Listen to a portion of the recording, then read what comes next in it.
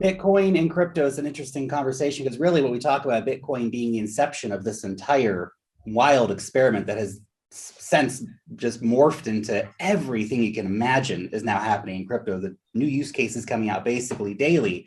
But in the background of all the insanity of the new startups, the new blockchains, the NFTs, all the craziness going on, you just have Bitcoin. And it's just there every 10 minutes, tick, tick, tick, tick, putting out blocks, continuing being basically the best censorship resistant money in the world. And obviously, at a time like now, it's really showing why it is so important. I was just thinking actually in the shower as I was thinking about our conversation here. I was thinking, it's so funny what you see happening right now, like in Eastern Europe.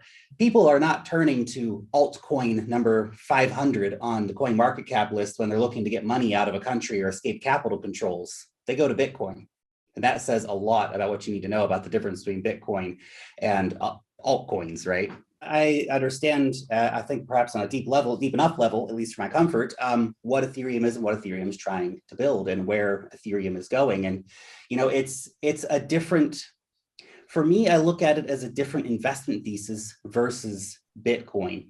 Bitcoin's the digital gold in my portfolio, it's the store of value in my portfolio. I look at Ethereum as being like, more akin to like a tech stock, right? But it's a tech stock that captures a very broad swath of what is happening in the entire crypto space, right? It's almost like a crypto index fund, if you will. Do you want exposure to the success of oracles in crypto? Buy Ethereum. Do you want exposure to NFTs?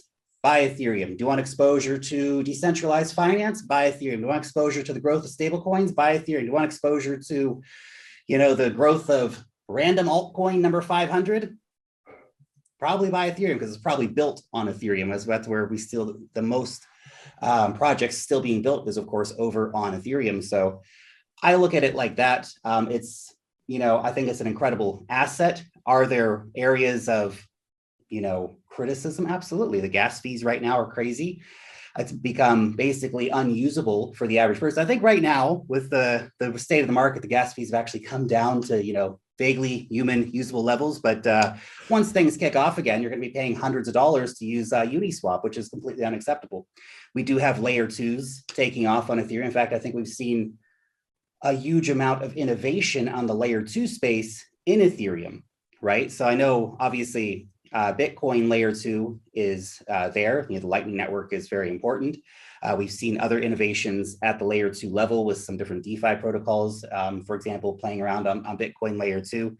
But we see a huge amount of brain power and innovation going on Ethereum because of its more experimental network, right? Because of its the sort of more open attitude towards development and stuff like this.